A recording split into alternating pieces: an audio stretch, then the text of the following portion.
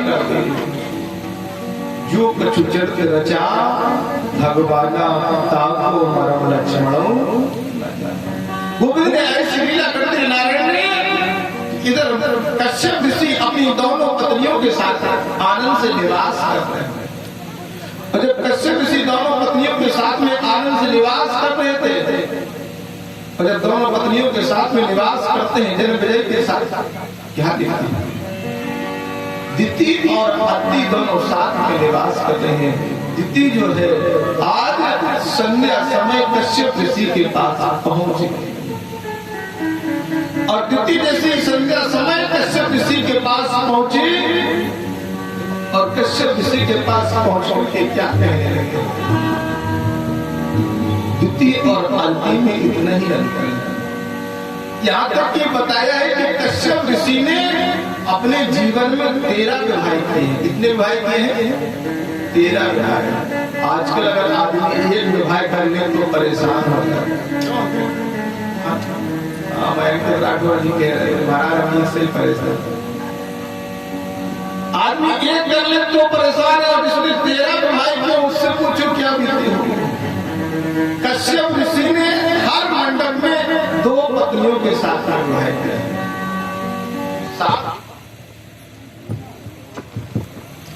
7 बार मंडप, और 7 बार मंडप के समय प्रत्येक मंडप में 2 रानियों से विवाह किया।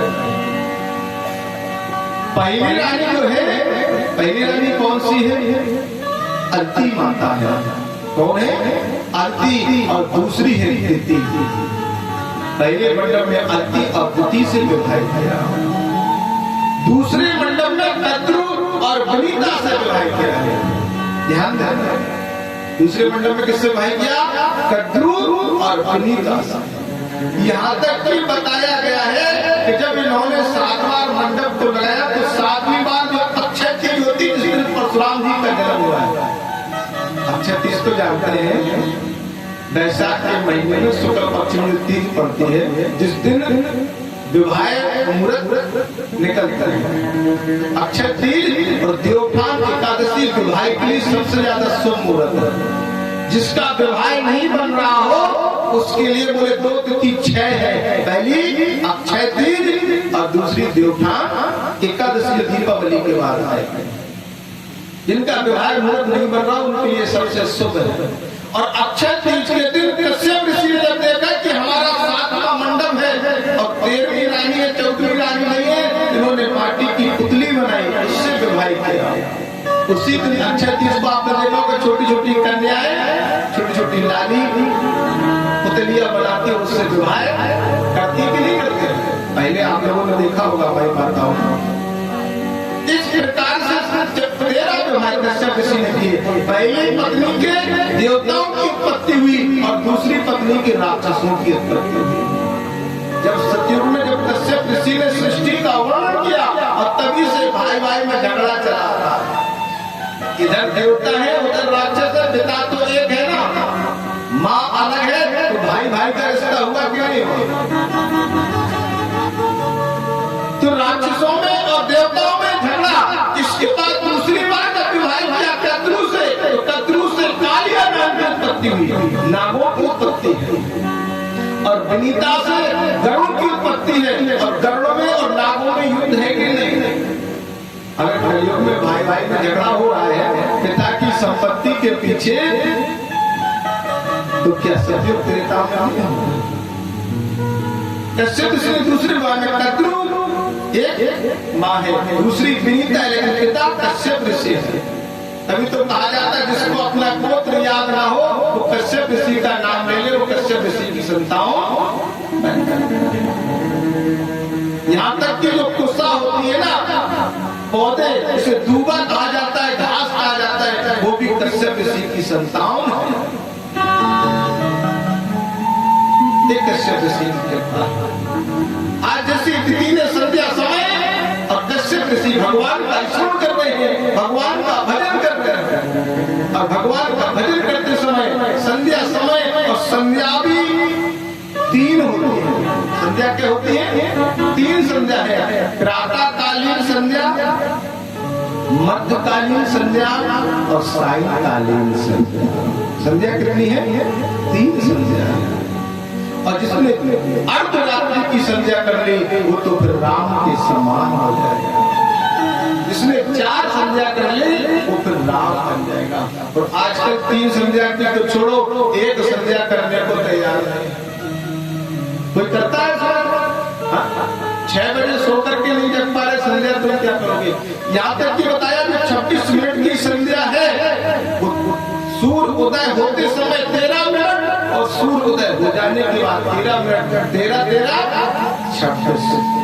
26 मिनट की प्रातःकालीन संध्या है, 26 मिनट की मध्यकालीन संध्या है और 26 मिनट की सायंकालीन। सूर्य अस्त हो रहा हो और सूर्य अस्त हो चुका हो, 13 मिनट के होकर के सायंकालीन संध्या, जिसे गोधूली बेला कहा जाता है। जो लोग गाय चराने जाते थे जिन्हें चारवाहा कहा जाता है, ग्वाला कहा जाता है, वो गोधूली बेला में गायों को लेकर के उसे सायंकालीन संध्या कहा जाता है। और जिसने 3 संध्या कर ली वो त्रिकालज्ञ ऋषि हो जाता है, महादेव बन जाता है। आजकल देखा कि कश्यप ऋषि त्रिकाल संध्या को कर रहे हैं, सायंकालीन का समय है और दिति पहुंच गई और दिति जाकर के कश्यप ऋषि को अपने मोह जाल में फंसा ले, अपनी माया में, अपने स्नेह प्रेम में, पासल में। कश्यप ऋषि ने मना किया, दिति ठहर जाओ, हम भगवान से लगन लगाए हैं, हम भगवान का स्मरण करते हैं, हम अपने गुरु मंत्र का जाप कर रहे हैं। संध्या समय न तो सोना चाहिए, न अर्धांगिनी के पास रहना चाहिए और न भोजन करना चाहिए। 3 चीजें बिल्कुल वर्जन है। संध्या के समय न भोजन करना चाहिए, न अर्धांगिनी के पास रहना चाहिए और न सोना। लेकिन ऋषि दिति ने देखा कि कश्यप ऋषि भजन कर रहे हैं और दिति जाकर के अपनी माया को फैला देते हैं। ऋषि माया को फैलाया, कौड़ा हो गया, ऋषि कौड़ा हुआ। कश्यप ऋषि ने लीला तो की लेकिन श्राप दे दिया, जाओ दिति, तुम्हारे पुत्र 1 नहीं 2 होंगे लेकिन जन्म राक्षस हो जाएंगे। 7 तो दिया लेकिन 7 देने के बाद दोनों राक्षस हो गए। और जिससे वो राक्षस आज जय में जो घूम रहे थे लीला करते हुए, आज वही जयविजय ने देख लिया कि कश्यप ऋषि ने लीला को कर दिया है, जाकर के दिति के गर्भ में निवास कर गया। इसलिए संध्या के समय अगर आप भगवान का भजन करोगे तो आपसे जितने भी पाप बन गए हैं वो पाप भी क्षय हो जाते हैं। अब तो दिति घबराने लगी कि वो अब क्या होगा? 1-2 दिन नहीं, पूरे 100 वर्ष तक दोनों पुत्रों को अपने गर्भ में रखा। आजकल अगर माताओं से कहो कि 9 महीना पूरे हो गए तो जाने लगते देवताओं के पास पहुंच जाती कि अब समय हो गया। जीव का आना परमात्मा के हाथ में है और जीव का जाना परमात्मा के। कोई नहीं जानता परमात्मा कब क्या कर रहा है, गोविंद कब क्या कर रहा है। उस नारायण की लीला बहुत ही अजब है। कहा है जियो तो शान से जीना, मरो तो शान से मरना, अच्छे बुरे कर्मों की दुनिया गीत गाएगी, अच्छे बुरे कर्मों की दुनिया गीत गाएगी। मेरे शाम लीलाधारी भक्त से भगवान अपने विचारों को प्रकट कर देते हैं। आज दिति अलती विचार कर रही थी, गोविंद की लीला श्याम सुंदर की लीला को देख रहे थे। कह रही मेरे अपने बच्चों को अगर जन्म देंगे तो राक्षस हो जाएंगे, जब राक्षस हो जाएंगे तो भगवान को मारने को 100 वर्ष व्यतीत हो गए। अब जब 100 वर्ष व्यतीत हो गए तो मैया कह रही है जीवन का कोई भरोसा नहीं है। हमने तो परमात्मा की शरण इसलिए दी थी, हमने तो कश्यप ऋषि का साथ इसलिए दिया था कि मेरे भी एक संतान हो जाएगी। हमारी बहन अदिति के बहुत देवता है, हमारे भी एक पुत्र होगा। लेकिन श्राप मिल गया तो राक्षस होगा, तो ऐसा जन्म करने से क्या फायदा है? तो क्या है? क्योंकि संसार में इस श्वास का कोई भरोसा नहीं, कब आए और कब चली जाए। क्या भरोसा है इस जिंदगी का, साथ देती नहीं ये किसी। कि क्या भरोसा है इस जिंदगी का, साथ देती नहीं है किसी का, इसका साथ देती नहीं है।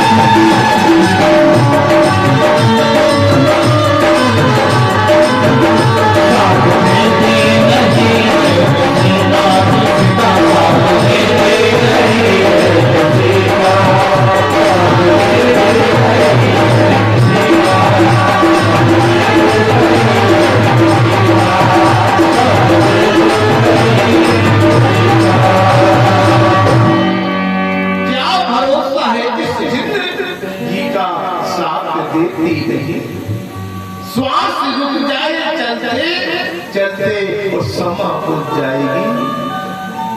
आज दीदी को बात याद आ गई कि मेरे पति ने मुझे जब समझाया और मैंने बात नहीं।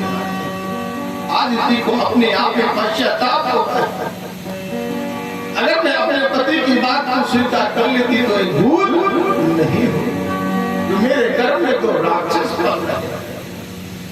क्योंकि कहना है आप लोगों से, जीवन खत्म हुआ तो जीने का ढंग आया। जीवन खत्म हुआ तब जीने का ढंग आया। जब शम्मा बुझ गई तब मैं फिल्म में रहता। घर से चला मुसाफिर, जब गाड़ी निकल गई तो हाथ बनते घर वापस। अगर आपने समय का ध्यान नहीं किया तो फिर ट्रेन आपका इंतजार करे चली जाएगी। आप लेट मत हो, और आप लेट हो गए तो ट्रेन निकल जाएगी। आप जल्दी पहुंचो, ट्रेन लेट हो गया तो कोई दिक्कत नहीं। ऐसी राम नाम रूपी जो गंगा आपके यहाँ बह रही है, आज 4 दिन व्यतीत हो गए। लोग सोच रहे पहुंच है 3 तारीख, और कब 3 तारीख आए पता नहीं पड़ता है। कब सुबह हो जाए कब शाम हो जाए, महीनों से इंतजार हो रहा था, 4 दिन बीतने में पता था नहीं। यही तो एक जीवन है। इस जीवन की आयु कब कितनी जल्दी पल पर छिन छिन घटती चली जा रही, किसी को पता। कब मेरा काल आ जाएगा किसी को मालूम नहीं है, किसी को मालूम नहीं है। आदित्य ने देखा, कश्यप ऋषि ने कहा कि अब तो तुम्हें पुत्रों का जन्म देना पड़ेगा। जब गर्भ में आए हैं तो जन्म अवश्य होगा, जन्म अवश्य होगा। जब ऐसा गोविंद श्याम सुंदर अपने विचारों को प्रकट करा रहा है। समय आया तो पुत्र उत्पन्न हुए, हिंड्याक्ष और हिंड्याक्ष का प्राकट। जब हिंड्याक्ष का प्राकट हुआ, हिंड्याक्ष ने जाकर के पृथ्वी को रसातल में लेकर के चला गया। राक्षसों का काम है दुष्टता दिखाना, अत्याचार करना, पापाचार करना। हिंड्याक्ष पृथ्वी को लेकर के रसातल में जब चला गया और इसी रसातल में पहुंचा, ब्रह्मा जी विष्णु पास पहुंचे और विष्णु से कहे नारायण। बोले हाँ, बोले सृष्टि बढ़ती चली जा रही है, लेकिन जिस पृथ्वी पर सृष्टि का वर्णन होना है वो पृथ्वी को तो हिंड्याक्ष लेकर के रसातल में चला गया है। जब कहा कि रसातल में चला गया है, बोले हाँ, बोले रसातल में जाना है तो मुझे रूप बदल के जाना पड़ेगा। उसी समय उन्होंने सूकत अवतार लिया है। कौन सा अवतार लिया है? सूकत अवतार, जिसे 12 भगवान कहते हैं।